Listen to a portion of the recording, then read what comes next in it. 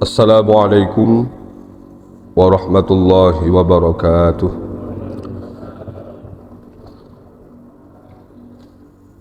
Alhamdulillahi wahdah, sadaqa wa'dah, wa nasara 'abdahu wa a'azza jundahu wa hazamal ahzaba wahdah. Wassalatu wassalamu ala man la nabiyya ba'dah, Muhammad ibn Abdullah wa ala alihi wa ashabihi wa azwajihi wa dhurriyyatihi wa man sara ala nahjihi ila qiyamis sa'ah.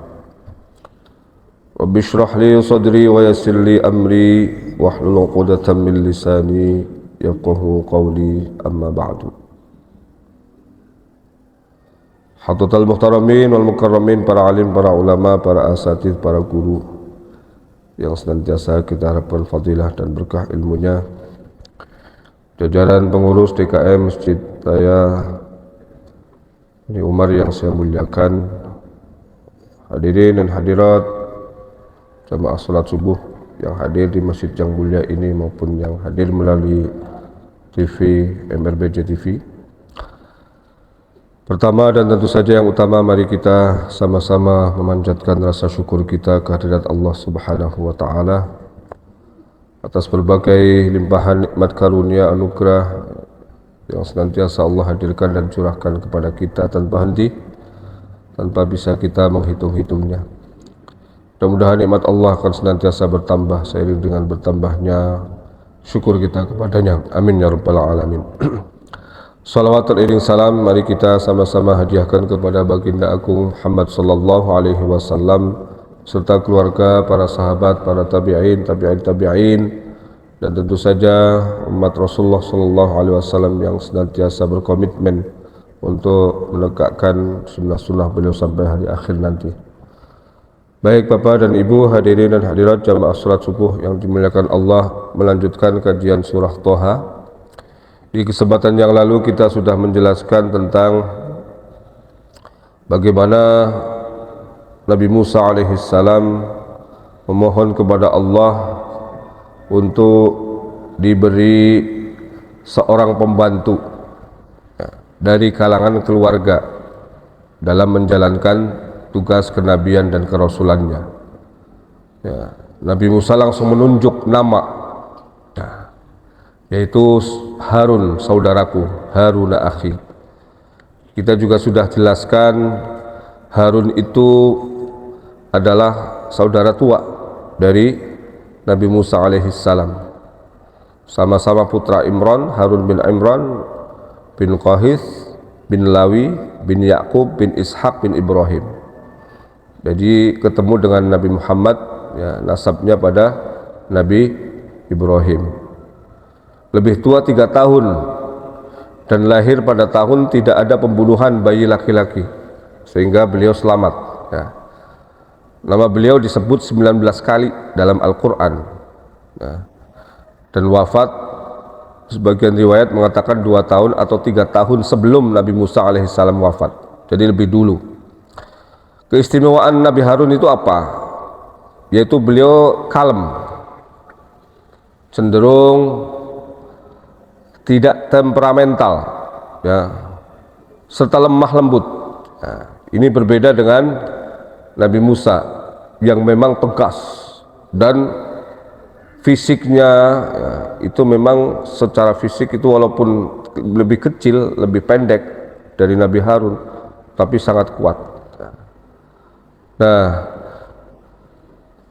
Nabi Musa alaihissalam meminta kepada Allah agar diberi wakil supaya memperteguh tugas beliau, kemudian juga menjadi mitra pada saat terjadi problem atau masalah-masalah dalam tugas kenabiannya. Permintaan Nabi Musa alaihissalam ditutup dengan, kalau engkau memberikan itu maka aku akan melakukan ini. Ini merupakan salah satu trik ya Pak, doa yang diajarkan oleh Nabi Musa. Kalau kita ingin doa kita dikabul, maka caranya adalah bukan hanya meminta, tapi juga iyyaka na'budu wa iyyaka nasta'in, ya, na'budu. Jadi walaupun nasta'in dulu ya, tapi kita berkomitmen na'budunya ya. Kalau kau memberikan ini, maka aku akan lakukan ini ya. Misalnya ya, kalau sang suami ya, kalau kau berikan aku rezeki ya, 2 rumah, maka aku akan pasang 1 di sana lagi ya, gitu kan. Itu doa suaminya. Doa istrinya lain lagi, kalau kau kawin lagi ya, aku akan potong ya, potong tumpeng maksudnya gitu ya, ya nyari lagi ya, gitu kan ya. Jadi ada yang digantungkan, taklik namanya ya. Jadi ya Allah, seandainya kau berikan aku putra atau putri yang soleh, maka aku akan putra dan putri yang soleh, maka aku akan mendidiknya dengan sebaik-baiknya sehingga menjadi putra yang bukan hanya soleh untuk dirinya, tapi juga muslih, mensalehkan orang lain. Nah, misalnya seperti itu ya. Nah, ini yang dilakukan oleh Nabi Musa. Kalau kau berikan aku kainusabbihaka katsira, supaya kami banyak menyucikanmu. Jadi ketika diberi bantuannya berupa yang dulu sudah kita jelaskan, beberapa permohonan Rabbi shrahli sadri dan seterusnya, itu diberikan, maka aku akan lebih banyak bertasbih kepadamu. Kemudian juga zikir, mengingatmu ya, karena engkau adalah zat yang maha melihat kami. Itu jadi doa yang ditaklik ini, yang dikaitkan, digantungkan dengan sesuatu, itu salah satu trik ya, doa kita ya, mengikuti ajaran Nabi Musa, dan karenanya kemudian dikabul. Jadi Nabi Musa itu punya 8 permintaan, Pak. 8-8-nya dikabul ya. Kita minta berapa, Pak? Wah, banyak banget ya. Sehari kadang-kadang minta 50, 1 pun nggak ada yang dikabul ya. Ya, giliran dikabul ya, yang dikabulnya ya, pengen dapat rezeki ya, punya mobil ya, ternyata mobil-mobilan anaknya yang didulikan gitu ya. Ya lumayan masih bisa beli mobil-mobilan anaknya ya. Baik, ada 8 permohonan dan semuanya dikabul oleh Allah Subhanahu wa taala. Rabbi shrah li sadri wa yassir li amri wahlul 'uqdatam min lisani 3, yafqahu qawli 4, waj'al li waziran min ahli 5, Harun akhi 6, usdud bihi azri 7, wa asyrikhu fi amri 8. Nah, itu adalah permohonan Nabi Musa kepada Allah setelah diangkat menjadi Nabi dan Rasul ya. Boleh, Pak, kalau kita dapat SK promosi jabatan, minta sama atasannya. Nabi Musa aja minta, saya minta dong fasilitas ya. Ya, boleh ya, sesuai dengan aturan mekanisme yang berlaku ya di tempat tersebut ya. Kalau saya di PT IKI semuanya pribadi, Pak. Alhamdulillah pribadi semua. Mobil pribadi ya, rumah pribadi ya, istri pribadi gitu kan. Anak juga pribadi ya. Jadi nggak ada, Pak, yang namanya dinas-dinasan ya. Alhamdulillah ya, malah berkah ya. Baik, kita lanjut. Nah, Allah kemudian menyampaikan ya, permintaan-permintaan apa ya yang disampaikan oleh Nabi Musa ya, itu kemudian dijawab oleh Allah. Qala qad utita su'laka ya Musa. Allah berfirman ya, dia berfirman, qad utita, sesungguhnya telah diperkenankan, su'laka, permintaanmu, ya Musa, hai Musa.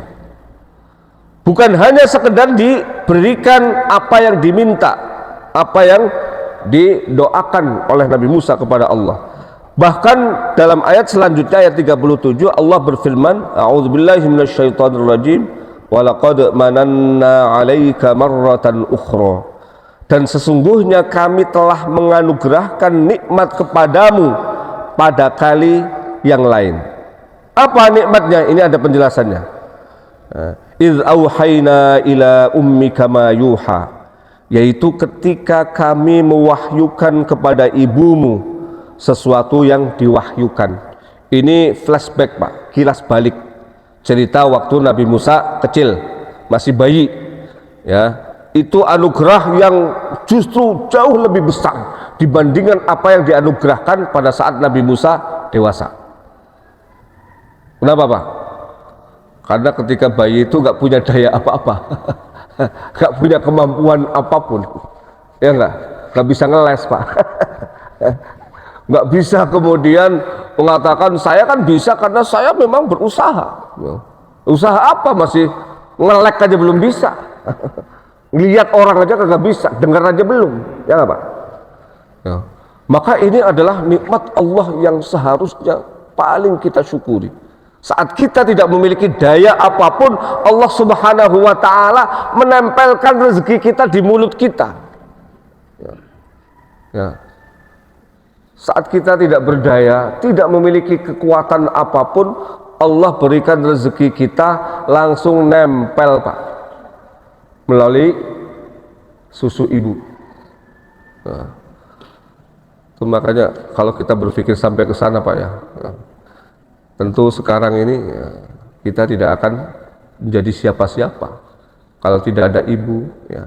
Tidak ada Allah yang menggerakkan hati semua ibu ya, untuk kemudian memberikan asinya. Kalau toh asinya mampet, sang ibu pasti akan berusaha untuk mendapatkan air susu yang lain ya. Walaupun tentu saja bukan dari dirinya sendiri ya. Nah, apa kelanjutan ayat ini?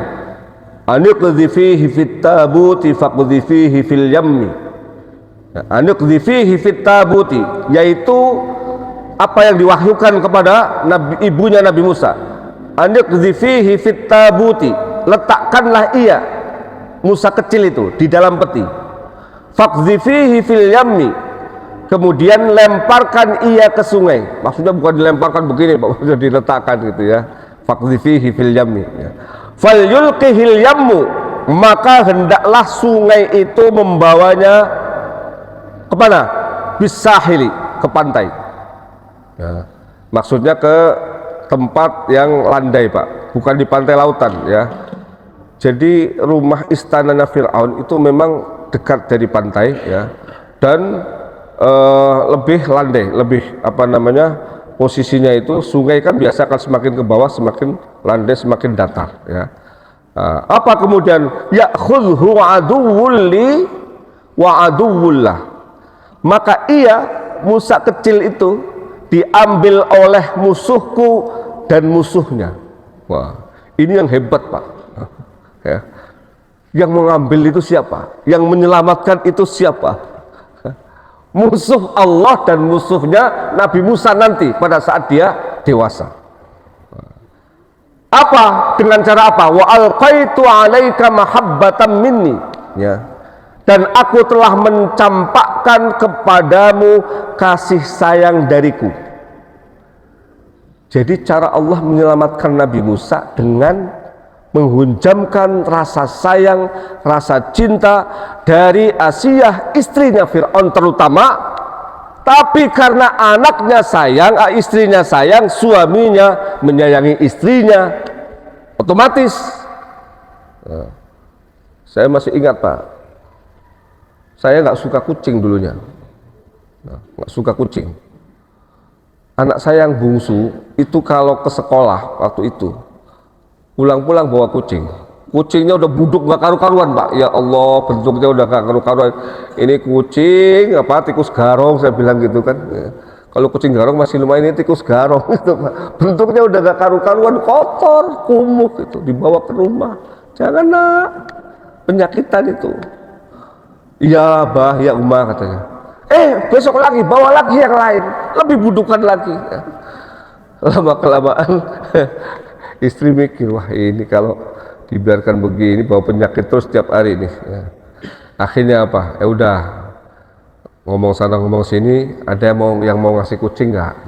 Ngomong sama temen-temennya, sama tetangga-tetangga, sama ya biasa namanya ibu-ibu ngantar anak kan ngomong-ngomong. Nah lama ketemu ada yang ngasih kucing bagus ya, dipelihara. Awalnya saya yang protes terus ini. Tapi karena anak saya suka ya. Anak saya suka banget ya. Kira-kira bapaknya ikut suka nggak lama-lama? Ke bawah ya. Ya ini ya. Maka kemudian Allah menyampaikan itu, walitusna'a ala aini, dan supaya engkau diasuh di bawah pengawasanku ya. Ya. Ini tadi kita sudah jelaskan ya. di antara kenikmatan yang lain, walaqad mananna 'alaika marratan ukhra, itu Nabi Musa diingatkan bahwa engkau diberi oleh Allah semua yang engkau pinta, tapi salah satu kenikmatan anugerah yang paling besar yang pernah Allah berikan kepadamu adalah menyelamatkan nyawamu. Nyawa, ya, yang seandainya saat itu tidak Allah turun tangan, kau tidak mungkin jadi seperti sekarang ini. Tidak hidup, mana mungkin jadi nabi. Masa ada mayat jadi nabi? Nanti umatnya zombie dong, ya. Nggak ada sejarahnya. Nabi itu dari hantu, itu nggak ada. Adanya ya makhluk hidup. Nabi Musa alaihissalam diingatkan, dan bagaimana cara Allah menyelamatkan nyawa beliau, itu cara-cara yang memang tidak bisa dilakukan kecuali oleh Allah subhanahu wa ta'ala. Apa? Yang paling hebat, yang paling ajaib, Pak, ya, itu adalah diselamatkan, ya'khudhu aduwwul li wa aduwwullah, diselamatkan, bahkan dipelihara di bawah naungan musuhnya yang paling laten nantinya, yaitu Fir'aun. Ya. Ini maka para ahli intelijen, ya, itu menjadikan apa yang terjadi pada Nabi Musa, kisah Nabi Musa, ya, sebagai inspirasi bahwa seringkali tempat yang paling aman adalah tempat di mana musuh itu berada, bahkan nempel sama musuh itu. Maka ada istilah musuh dalam selimut. Bu, musuh dalam selimut, Bu, ya. Itu mah bukan musuh kalau malam Jumat mah, ya. Itu partner, ya. Itu mitra, ya. Ada istilah musuh dalam selimut karena memang itu yang paling berbahaya, ya. Kalau toh kemudian istilah tadi itu, bahwa dalam ilmu intelijen seringkali, ya, justru orang yang berada jauh dari jangkauan musuh itu akan menjadi incaran. Dan ini kemudian salah satunya dilakukan oleh Rasulullah Shallallahu Alaihi Wasallam ketika beliau memilih Baitul Arqam, ya, Baitul Arqam sebagai tempat pertama kali beliau melancarkan dakwah selama 3 tahun, dakwah yang paling rahasia, dakwah di mana itu menjadi cikal bakal kesuksesan dakwah periode setelahnya. Kalau 3 tahun itu gagal, maka gagal semua usaha Nabi. Bagaimana beliau memilih tempat, ya. Orang kalau pikirannya itu bukan pikiran cerdas, itu pasti akan memilih tempat yang tersembunyi, yang jauh dari pandangan manusia, betul, tempat yang asing, tersembunyi, ya. Ya. Nabi tidak, ya. Tapi justru beliau memilih Baitul Arqam bin Al-Arqam, tempat yang sangat dekat, bahkan nempel dengan pasar, Pak, di mana itu adalah tempat banyak sekali orang berlalu lalang melakukan aktivitas, dan itu mudah sekali dideteksi. Tapi, ya, pemikiran intelijen Rasulullah yang canggih itu, ya, itu berbeda dengan mindset yang biasa dianut oleh orang-orang biasa. Justru sebaliknya, di tempat yang ramai, di tempat yang dekat dengan aktivitas manusia, itu seringkali justru menjadi tempat yang paling aman. Mengapa? Pergerakannya tidak terdeteksi. Karena apa? Semua orang bergerak, semua orang beraktivitas, sehingga aktivitas apapun yang dilakukan oleh calon-calon dai-nya Nabi atau calon umatnya Nabi saat itu pun dianggap sebagai aktivitas biasa orang dagang. Coba kalau di tempat-tempat terpencil, tempat-tempat tersembunyi, dicurigai nggak? Itu kok orang mengendap-endap? Awalnya tidak ada yang tahu, lama-lama ketahuan nggak? Pasti ketahuan, ya. Tapi karena di tempat yang ramai orang biasa berlalu lalang, ya, beraktivitas, sehingga dianggap sebagai aktivitas biasa, bukan aktivitas rahasia. Padahal kita tahu semua dalam Sirah Nabawiyah dijelaskan, saking rahasianya dakwah Siriyah 3 tahun ini, bahkan antara sahabat satu dan sahabat yang lain yang sama-sama menjadi muslim itu tidak tahu dan tidak kenal. Sehingga dalam sejarah mengatakan banyak sahabat yang mengklaim saya yang pertama di Baitul Arqam, yang lain mengatakan saya bukan Anda yang pertama. Itu Mengapa? Karena saking rahasianya. Nabi merahasiakan, dan yang diminta tadi oleh calon-calon pengikut Nabi itu, Anda harus merahasiakan ini. Bahkan kalau bisa kepada istri dan suami Anda atau kepada anak Anda apabila mereka belum beriman kepada Allah. Karena tidak ada jaminan. Nah, ini ya, cara Allah Subhanahu wa Ta'ala menyelamatkan Nabi Musa. Itu cara-cara yang ajaib ya.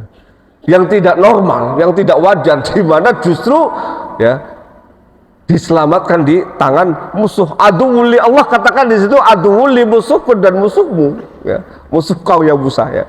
Itu adalah musuh yang paling laten. Nah, caranya apa? Ya tadi itu. Caranya adalah dengan menghunjamkan rasa cinta ya. Yang itu adalah sesuatu yang sangat sulit dilakukan oleh Fir'aun. Kecuali memang cara itu adalah cara-cara yang Allah tetapkan. Melalui siapa? Melalui istri. Jadi Fir'aun itu konon sayangnya luar biasa sama Asiyah itu. Walaupun ada riwayat yang mengatakan selama hidupnya itu Asiyah dilindungi dari Fir'aun karena doa beliau. Itu kan dalam tafsir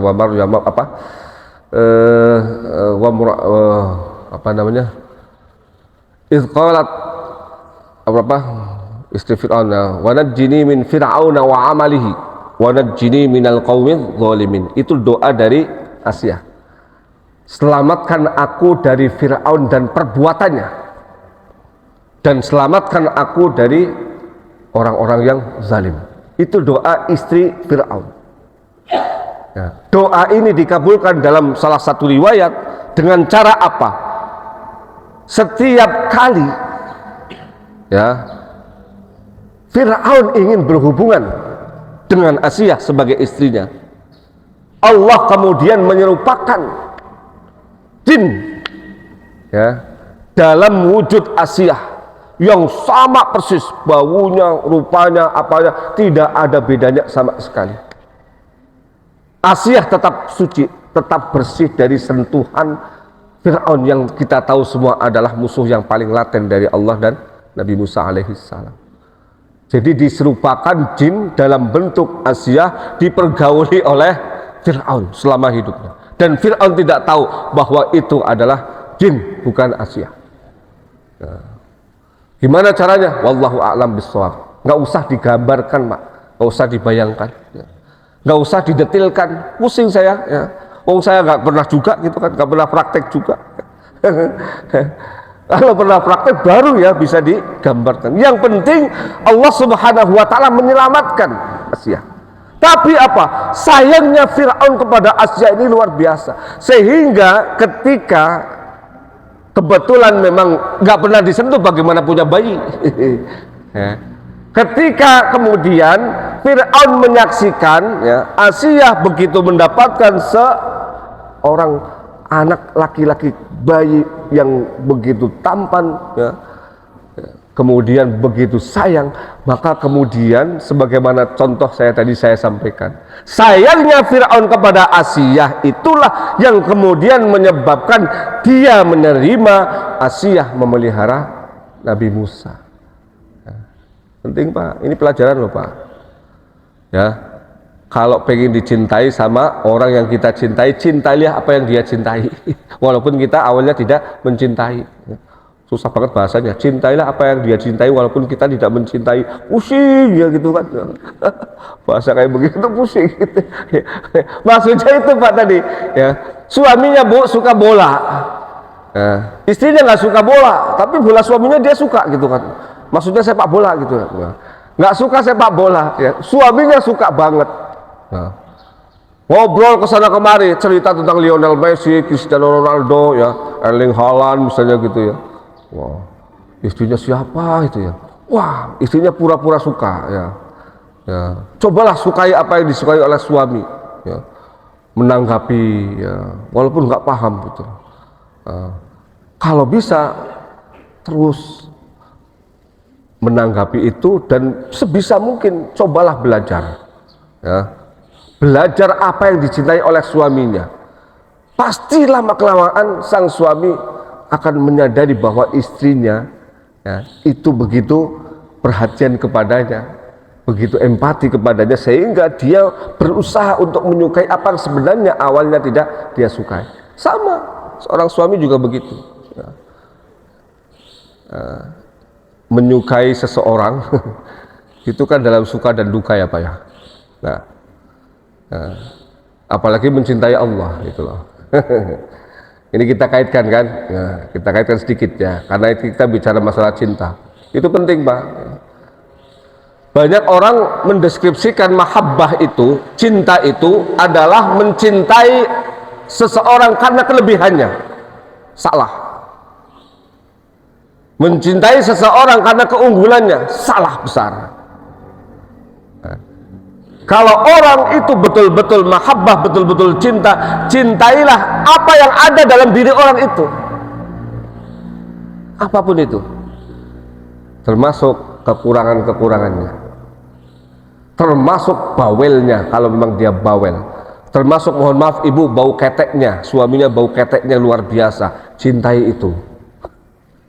Kalau kentut kerasnya melebihi bom nuklir ya, malam itu jedar jedur gitu ya, udah ngoroknya keras, atas bunyi bawah bunyi, sudah ini saya tidur dengan pejuang Palestina atau dengan suami gitu ya, kok jedar jedur terus dari tadi gitu ya, yang atas bunyi ngok, bawahnya jedar gitu ya, cintailah itu Bu ya. Karena itulah yang namanya mahabbah seperti itu ya. Kan saya pernah sampaikan Imam Ash-Shibli ya, salah satu sufi abad 3 itu, sufi abad ketiga Hijriah, itu kan pernah kedatangan orang-orang yang mengaku cinta sama beliau, fansnya lah, fansnya banyak banget datang ya. Sudah saya sampaikan kalau nggak salah, datang ke situ mengatakan, kamu siapa? Imam Ash-Shibli kan kira ini ada orang kelihatan datang dari jauh ya, dan berbondong-bondong ya, jumlahnya banyak Pak, menemui Imam Ash-Shibli. Beliau memang seorang yang sangat dihormati karena ilmunya dan karena sikap dan perilaku beliau yang bersahaja. Nah, mereka mengatakan, nahnu ahbauka, kami ini fansmu, kami ini penggemar-penggemarmu, kami ini muhibbinmu, pecinta-pecintamu. Wow. Nah, kalau kita kedatangan orang kayak begitu terus diapain Pak? Ya suruh masuk kan, dijamu kan, dijamu suruh makan, tambah cinta dia. Tapi apa? Memabukkan, meninabobokkan, dikasih terus, akhirnya datang lagi cuman minta doang, nggak pernah memberi. Bahaya itu Pak ya, kalau cuman sebelah itu ya, apapun yang sebelah agak enak Pak. Nggak seimbang ya. Imam Ash-Shibli ya, begitu tahu bahwa ini adalah muhibbinnya, mengaku sebagai pecinta-pecintanya, fansnya, penggemar-penggemar beliau ya, apa yang beliau lakukan ya? Beliau ngambil apa, kerikil Pak, batu kerikil kan, ngambil batu kerikil ya, dilemparin batu tuh orang rombongan itu Pak ya. Kira-kira dilempar batu ngapain? Kabur kan, pada lari. Imam Ash-Shibli mengatakan, kenapa kalian lari? Lah bagaimana kami nggak lari, orang dilempar batu katanya. Imam Ash-Shibli kemudian mengatakan, dan ini pembelajaran bagi kita, bohong kalian kalau mengaku cinta kepadaku, pengakuan kalian itu bohong. Kalau orang benar-benar cinta, maka dia akan mencintai juga ujian yang datang dari orang yang dicintainya itu. Kalian harus mencintai apapun yang dilakukan oleh orang yang dicintai itu, termasuk melempar batu. Terima batu itu. Kalau nggak terima berarti cinta kalian kepada aku bohong. Maka Imam Al-Ghazali mengatakan, manidda'a hubballah, siapa yang mengaku cinta kepada Allah, wa syaka minal balwa, tetapi dia mengeluh dari ujian, dari musibah, fahuwa kadzab, maka dia pembohong. Ya Pak, begitu. Lalu kita suami istri akan cinta apa? Komitmennya, aku mendampingimu, menyayangimu, mencintaimu dalam suka dan duka. Ya Bu ya, dalam suka dan duka. Ini sama manusia. Kok sama Allah pengen sukanya doang, pengennya diberi doang, begitu diambil nggak mau datang lagi ke masjid. Begitu mukanya udah mulai peot, jalannya udah mulai miring, malah tambah jauh dari Allah. Kau sudah ambil nikmat makanku ya Allah, gigiku sudah nggak ada, aku makan nggak ada yang enak. Justru dengan diambilnya nikmat itu ya, kita sebenarnya sedang diberi jatah surga lebih, karena yang di dunia itu dikurangi, nanti diambil semua di akhirat ya. Jadi banyak orang yang tidak menyadari bahwa mahabbah yang sebenar-benarnya adalah bagaimana kita mencintai Allah itu apapun yang terjadi, apapun yang Allah lakukan kepada kita. Dan itu yang paling berat. Saya sering kali menyampaikan, banyak orang yang berhasil ketika dia mendapatkan sesuatu dari Allah, tapi banyak yang gagal ketika dia tidak mendapatkan apapun, bahkan sesuatu yang sudah ada dalam dirinya diambil oleh Allah. Nah, ini kita kembali. Jadi mahabbahnya Fir'aun ya, kepada istrinya itulah yang kemudian menjadi wasilah mahabbah kepada Nabi Musa. Ini pembelajaran yang luar biasa, bahwa Fir'aun kan memang tidak suka awalnya. Kenapa? Ini anak punya potensi akan menggulingkan kekuasaanku berdasarkan mimpi, yang memang mimpi saat itu orang para ahli ya dikatakan adalah mimpi yang hak ya. Ini kan potensi jadi musuh, maka Fir'aun nggak suka, awalnya nggak suka, tapi apa? Karena rasa cinta mahabbahnya kepada sang istri, kemudian pada akhirnya dia menerima. Nah, dalam hidup seperti itulah Pak, bisa jadi orang diberi oleh Allah sesuatu yang awalnya tidak disukainya. Mana ada Pak orang ya, dimanapun dia yang normal ya, miskin itu nggak ada yang suka. Tapi ada kemudian orang yang menikmati kemiskinan itu menjadi wasilah sehingga mahabbahnya kepada Allah itu lebih daripada yang lain. Saya sudah ceritakan kemarin di Bani Umar itu, di Masjid Imanuddin ya, kisah dari seorang hamba sahaya yang bagaimana mahabbahnya kepada Allah Subhanahu wa taala. Mungkin saya perlu review lagi.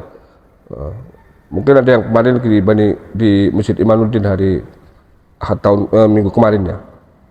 Kita ingin sampaikan karena temanya pas tentang mahabbah kepada Allah itu. Jadi ada seorang saudagar di kitab Imam Al-Ghazali, Mukasyafatul Qulub, saya di Imanuddin kan mengkaji kitab itu. Itu saudagar ini ya, saudagar yang tidak biasa. Artinya apa? Dia orang kaya tapi luar biasa. Nah, suatu waktu dia butuh manusia, butuh orang untuk membantu pekerjaannya. Di zaman dulu ya, itu ada yang namanya budak Pak, jual beli manusia ya. Ini tidak disebutkan di waktu kapan, mungkin nggak penting menurut Imam Al-Ghazali, nggak penting. Yang penting adalah bagaimana ibrah, pelajaran dari kisah ini ya. Jadi orang ini pergi ke pasar, ketemu ada anak muda yang kelihatannya bersih sekali wajahnya ya, dan dia cocok gitu, ditawar. Rupanya harganya mahal banget karena kuat, bersih ya, cakep gitu lah ya. Nah, transaksi dengan yang punya, tapi sebelum dibawa pulang ya, anak ini ya, minta syarat 3 Pak ya. Ini syarat yang kalau terjadi di masa sekarang ini pasti tidak akan bisa diterima, dan kalau bukan calon majikannya ini adalah orang luar biasa, pasti tidak akan dipenuhi gitu. Apa? Wahai majikanku, saya mau dibawa pulang ke rumah Anda. Iya katanya, Anda kan sudah saya beli, tapi boleh nggak saya meminta Anda memenuhi 3 syarat yang aku sampaikan? Silakan, katakan saja ya. Ya. Yang pertama, kata anak muda ini ya, di situ bahasanya al-ghulam. Kalau gulam biasanya anak muda tanggung Pak ya, dia belum dewasa sekali ya. Kalau sudah mulai agak dewasa, syab namanya. Di situ berarti mungkin masih 15 sampai 20 tahunan Pak ya. Masih kecil ya. Ya. Apa?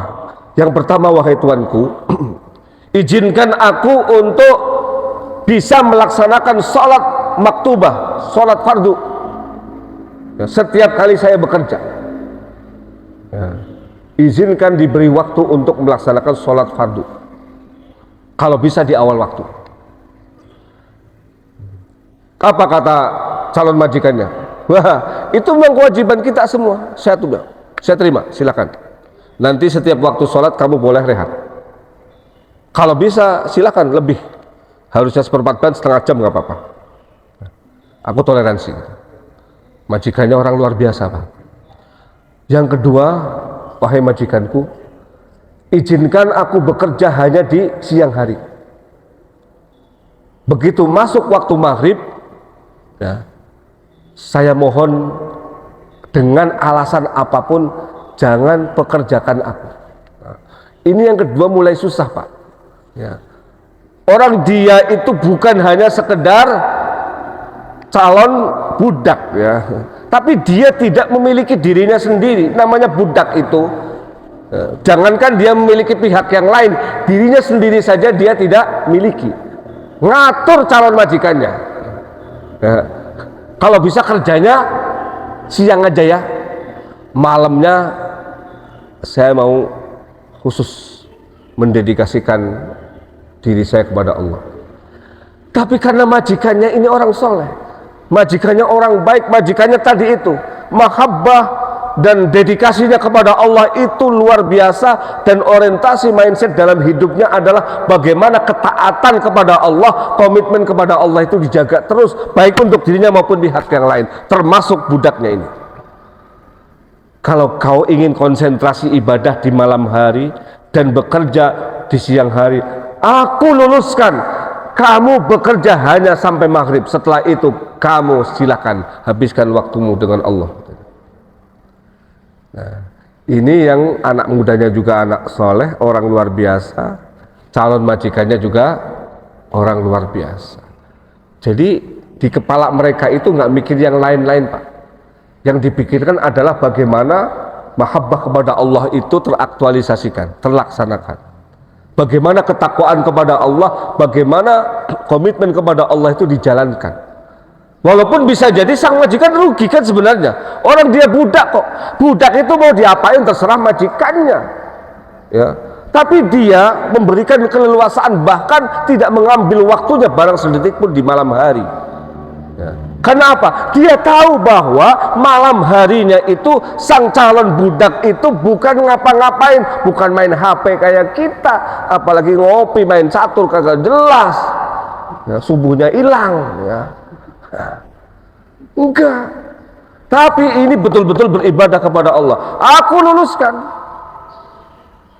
Yang ketiga, syaratnya apa? Katakan. Nah, ini yang ketiga lebih berat, Pak. Dia belum bekerja, dia budak, nggak punya dirinya sendiri, nggak punya kewenangan apapun, tapi minta syarat yang ketiga. Wahai majikanku, syarat yang ketiga, mohon maaf ya agak berat, tapi saya pengen itu terlaksana sebelum saya mengabdi kepadamu. Apa itu? Berikan saya tempat khusus, di mana tempat itu tidak ada satupun orang yang boleh masuk, ya, kecuali barangkali engkau saat-saat terdesak. Kamu minta tempat khusus? Iya. Yuk, ikut saya, katanya. Langsung, Pak, ikut saya. Kemana, Pak? Ikut saya. Kamu kan pengen tempat kan, ya, pengen dapat tempat di mana itu adalah khusus untuk kamu. Ayo keliling. Orang ini saudagar kaya raya, rumahnya luas, Pak. Bukan hanya satu, banyak rumahnya di sekitar itu. Yuk, nih, itu rumah saya semua. Kamu mau yang tingkat 2, tingkat 3, pakai lift atau pakai eskalator? Ya, emang zaman sekarang. Maksudnya itu ada rumah tipe-tipenya sendiri. Ada yang tipe sedang, tipe lux, tipe subsidi. 20 meter persegi, Pak, ya. Ya, artinya apa? Di situ makan, di situ tidur, di situ beol, semuanya di situ, ya. Semuanya gitu kan. Ya. Silakan gitu kan. Ya. Pilih mana? yang kamu suka. Ini majikan luar biasa, Pak. Dia beli seorang budak. Beli seorang budak mahal loh. Konon budak saat itu lebih mahal daripada beli tanah sama beli rumah, Pak. Karena beli manusia, punya akal, punya tenaga, punya macam-macam itu. Ya. Nah. Majikannya menawarkan, ya, pilih mana yang kamu paling sukai. Yang diminta milih memang orang luar biasa, bukan orang biasa. Justru apa? Saya pilih ini katanya. Pilih rumah yang mau roboh. Udah itu namanya temboknya udah miring-miring mau roboh itu. Majikannya kan heran, kamu itu aneh itu. Tadi minta fasilitas ya, dikasih tempat khusus. Saya sudah keliling cari yang paling bagus ya. Kamu silakan milih, malah milih yang mau roboh, yang paling jelek. Apa jawaban anak muda luar biasa ini? Inna fil baitil kharabi bustanan, katanya. Sesungguhnya di rumah, inna fi baitil kharab, rumah yang roboh, itu adalah taman surga yang Allah sebarkan, Allah tanamkan di dunia. Majikannya tambah kagum, ini anak luar biasa. Ini kata-kata sederhana tapi maknanya dalam sekali, Pak. Dalam rumah yang roboh ini adalah surga. Apa yang dimaksud? Jadi anak muda ini mengajarkan kepada kita bahwa ketika orang tidak menancapkan hatinya kepada dunia, maka di situ Allah sediakan taman-taman surga untuknya. Walaupun bentuknya adalah rumah yang roboh. Tapi bukan masalah rumah roboh atau rumah bagus atau rumah indah, tapi bagaimana hati kita tidak terikat, tidak tertancap dengan tempat itu. Anak muda ini mengajarkan kalau Anda ingin terbebas dari ikatan-ikatan duniawi, maka janganlah memilih sesuatu yang indah, sesuatu yang megah, sesuatu yang justru akan melenakan Anda dari Allah Subhanahu wa Ta'ala. Dan ini salah satu cara memang, Pak. Salah satu cara kita supaya kita tidak terikat dengan apa yang kita miliki. Itu yang kita miliki jelek-jelek, Pak. Coba aja, Pak. Kita punya motor butut. Mau dicolong sama orang, colong aja, kata dia. Kata yang punya, colong aja. Pasti nyesel, baru 5 meter mogok, rasain gitu kan. Gak terikat ngapain ya. Saya suka ditegur sama istri. Emang parkirnya begitu ya, Pak, sampai jedak-jeduk tembok gitu. Iya, saya bilang, kalau belum jeduk tembok itu berarti belum sampai akhir gitu. Maka mobil saya tuh bawa belakangnya tuh bonyok semua itu. Ya, saya biarkan aja, kok nggak diperbaiki, biarin aja. Nanti kalau diperbaiki jadi bagus ya, jadi ini ya, malah jadi terikat ya. Jadi biarin aja bonyok kayak begitu ya. Ini memang betul, Pak. Jadi akhirnya apa, kita nggak begitu terikat mau jedak-jeduk. Kemarin ditabrak orang, biarin aja, habis tabrak saya cengirin aja, udah silakan tabrak lagi, boleh silakan, saya bilang gitu. Mau yang mana pilih gitu kan. Ada anak muda, perempuan cuprak nabrak, tahu-tahu minta maaf, ya saya maafkan. Tapi jangan nabrak lagi ya, karena sudah minta maaf gitu kan. Kalau nabrak lagi berarti nanti yang kedua nggak saya maafkan gitu. Jadi enak gitu. Coba kalau mobil kita bagus, harganya yang 1 miliar, lecet sedikit sudah. Oh. Itu salah satunya ya. Bukan berarti ya, yang bagus itu jelek, tidak. Bagaimana kita bisa mengelola hati kita, itu yang paling penting. Tapi yang paling mudah dan sederhana seperti anak muda ini, ketika apa yang kita miliki itu jelek ya, tidak mengesankan sedikit pun ya, lah apa kemudian yang kita banggakan? Apalagi kemudian misalnya hati kita sudah betul-betul kita tata, maka yang bagus pun tidak terlihat bagus ya. Yang indah pun tidak terlihat indah, karena yang indah itu ya adalah bagaimana kemudian sebagaimana disampaikan pada ayat ini ya, wa alqaitu alaika mahabbatan minni, mahabbah kepada Allah Subhanahu wa Ta'ala. Nah, kita kembali. Jadi akhirnya apa, Pak? Anak muda itu ngambil rumah yang roboh itu untuk tinggal ya. 2 orang ini adalah ahli qiyamul lail. Sang anak muda memang sudah berkomitmen malam hari itu untuk Allah ya.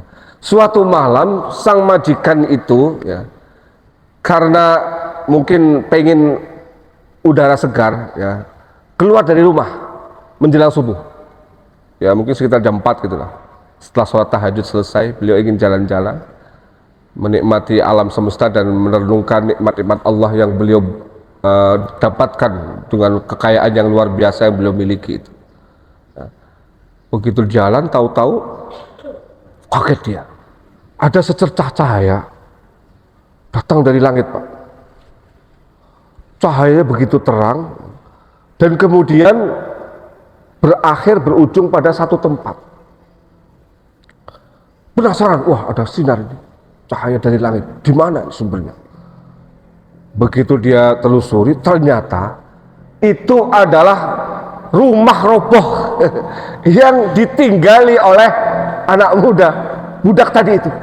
Waduh, ternyata sumbernya dari rumah roboh yang ditinggali oleh anak muda yang baru saja beberapa waktu yang lalu menjadi budakku.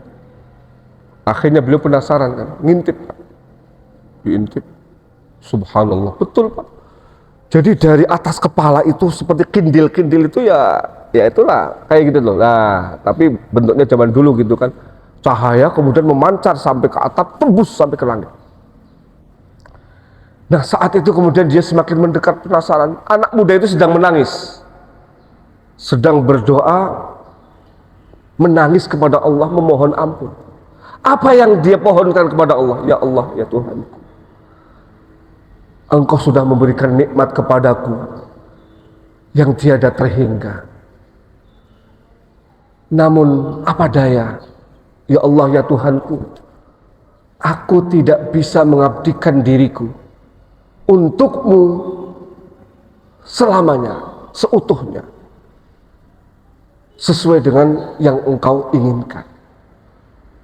Aku tidak bisa mengabdi kepadamu di siang hari, karena di siang hari aku harus mengabdi kepada majikanku. Seandainya aku diberi kemerdekaan untuk memilih apa yang bisa aku lakukan, maka semua waktuku di siang dan malam hari akan aku habiskan untuk beribadah kepadamu. Ya Allah, ampuni dosaku, ampuni salahku, ampuni keterbatasan, sehingga aku tidak bisa mengabdi kepadamu di siang hari. Nangis anak muda ini, majikannya yang dengar nangis juga. Ya Allah, ini anak muda, belum genap 20 tahun. Ya, dia itu budak. Bahkan dirinya saja dia tidak memilikinya. Kok syukurnya kepada Allah itu melebihi saya. Majikannya itu, saya ini kaya raya, tapi nggak pernah seperti ini. Saya punya semuanya, tapi rasa syukur saya nggak ada apa-apanya dibandingkan anak muda ini. Majikannya malu, kita pun yang baca kisahnya malu juga Pak. Yang penting jangan malu-maluin ya Pak ya. Yang penting kita punya kemaluan lah, nggak usah malu-maluin gitu ya. Jadi sampai kemudian sang majikan itu tertegun gitu, sampai menjelang subuh baru kemudian sadar. Pulang ke rumah ya, cerita sama istrinya. Istrinya nggak percaya, masa? Kalau nggak percaya besok ikut saya. Lihat sendiri apa yang terjadi kepada budak kita, anak muda itu. Akhirnya Pak, esok malamnya ya, di jam yang sama itu ya, istrinya diajak melihat sendiri, betul itu yang namanya cahaya dari atas kepala sampai sana. Dan saat itu anak muda tersebut sedang menangis terseduh-seduh, terus mohon ampun kepada Allah Subhanahu wa Ta'ala atas kekurangannya, atas kealpaannya ya. Nah, suami istri ini berdiri sambil melihat, sama yabkiyani, di situ dikatakan kedua-duanya menangis juga akhirnya. Sang istri juga ikut menangis ya. Ya. Melihat kejadian yang ajaib yang belum pernah disaksikan seumur hidupnya. Berarti anak muda ini anak yang luar biasa ya. Akhirnya apa? Esok harinya anak muda ini dipanggil, panggil sama majikannya. Begitu dipanggil, ada apa wahai majikanku? Ya, akhirnya majikannya cerita, mohon maaf, 2 malam ini saya melihat kamu kepengin ya mengabdi siang dan malam kepada Allah. Iya, itu cita-cita hidup saya, mengabdikan diriku siang malam hanya kepada Allah. Baik kalau begitu, kata majikannya, anta atiqun al-an liwajhillah, kamu sekarang merdeka, bebas karena Allah, karena kamu ingin di siang hari juga mengabdikan diri kepada Allah. Silahkan kamu berkemas-kemas pergi dari tempatku, kamu bukan lagi budak, kamu adalah manusia merdeka. Silahkan habiskan hidupmu beribadah kepada Allah Subhanahu wa ta'ala. Endingnya luar biasa. Ini majikan ini Pak, ini juga sama. Kalau dia orang yang perhitungan, itu beli budak mahalnya luar biasa, lebih mahal dari beli rumah sama tanah saat itu. Dia merdeka kan begitu saja. Ya, tapi apa? Orang kalau mahabbahnya kepada Allah, ya, kemudian komitmennya kepada Allah itu sudah sampai pada level ini, maka dia tidak akan pernah perhitungan sama sekali, apalagi hanya memerdekakan budak, bahkan nyawanya siap taruhkan. Ya. Nah, inilah barangkali satu kisah yang menggambarkan, ya walaupun ini sedikit berbeda ya, tapi bagaimana kita memelihara rasa cinta itu kepada Allah itu, ya, sehingga kemudian bisa berimplikasi sebagaimana yang terjadi kepada anak muda. Baik, kita lanjut ya. Jadi kita sudah jelaskan tadi. Nah, yang pertama tadi dengan mencurahkan rasa cinta dari Fir'aun maupun Asiyah kepada Nabi Musa. Kemudian walitusna'a ala aini. Jadi mengapa ditempatkan di tempat di mana musuh latennya itu tinggal dan diam, ya. Dan kemudian bagaimana Allah menghujamkan rasa cinta kepada 2 orang, ya, yang sebenarnya yang satu juga tidak kenal, yang satu bahkan khawatir itu akan menjadi ancaman, tapi karena rasa cintanya kepada sang istri kemudian ikut, ya, menyetujui pemeliharaan Nabi Musa. Nah, tujuannya adalah tadi sudah kita jelaskan sedikit, walitusna'a ala aini, supaya Nabi Musa alaihissalam senantiasa terus berada di dalam pengawasan Allah. Jadi begini Pak, Fir'aun itu kan memiliki mata-mata di mana-mana, memiliki kekuatan militer, memiliki kekuasaan, ya, sehingga ya siapapun yang tinggal di bawah pemeliharaannya itu pasti menjadi orang yang paling aman dibandingkan yang lain, betul nggak? Ya Pak, orang kalau punya kekuasaan, punya duit, punya semuanya, ya nggak, kemudian dia jadi orang nomor 1 di wilayahnya, kira-kira orang yang ada di bawah perlindungannya, ya, itu menjadi orang paling aman atau orang yang paling tidak aman? Pasti menjadi orang paling aman. Jadi keberadaan Nabi Musa di situ, ya, itu justru akan menjadi satu nilai lebih, di mana beliau tidak akan pernah bisa diusik. Selain halnya kalau misalnya beliau tinggal di rumah ibunya, ya nggak, terus diusikkan, ya. Karena apa? Ini Bani Israel, musuhnya Fir'aun Qibti, musuh latennya, maka akan terus diawasi dan dikejar-kejar. Nah, inilah cara Allah, ya. Seringkali cara Allah itu ketika ingin menyelamatkan seseorang, ingin, ya, merangkul seseorang, ingin mendekatkan seseorang kepadanya, terkadang cara-cara yang ajaib, yang sulit untuk dicerna oleh akal terjadi. Maka nggak perlu heran Pak, ya, kalau untuk orang-orang tertentu, ya, biasanya hukum alam yang sering disebut sebagai sunnatullah itu seringkali tidak berlaku, ya. Harusnya orang yang tinggal misalnya, ya, di tempat di mana itu banjir itu sering terjadi, itu tidak aman dari banjir, tapi orang ini nggak pernah kebanjiran misalnya, yang lain banjiran terus, gitu. Bisa saja seperti itu. Atau tempat di mana gempa bumi itu sering kali terjadi, tapi dia selamat terus dari gempa itu. Entah dia tidak berada di situ, atau entah gimana caranya. Nah, jadi karenanya kemudian ya, apa yang terjadi kepada Nabi Musa ini sebagai sebuah pembelajaran bagi siapapun yang membacanya, bahwa ketika Allah berkehendak, sesuatu yang mustahil, yang tidak mungkin terjadi, bisa terjadi. Apa? Tadi itu, bagaimana perlindungan itu di tempat musuh yang paling laten. Dan yang kedua, musuhnya yang paling laten itu malah kemudian mencintainya, menyayanginya. Nah, ya. Jadi karenanya nggak perlu kita kemudian pesimis Pak ketika menghadapi misalnya satu ujian yang begitu berat ya, yang kemudian menyebabkan energi kita habis ya. Siapa tahu ya, dengan cara-cara Allah ya. Yang terpenting adalah bagaimana komitmen kita tetap dijaga, itu pasti akan diselesaikan sendiri oleh Allah Subhanahu wa taala. Barangkali itu yang bisa kita sampaikan ya. Ada satu ungkapan mungkin sebagai penutup. Nih. Aku telah mencintaimu. Ada ulama menafsirkan ayat ini. Aku telah mencintaimu. Dan siapa yang dicintai Allah, maka yang maha kuasa itu akan menanamkan rasa cinta ke dalam hati makhluknya terhadap siapa yang dicintainya.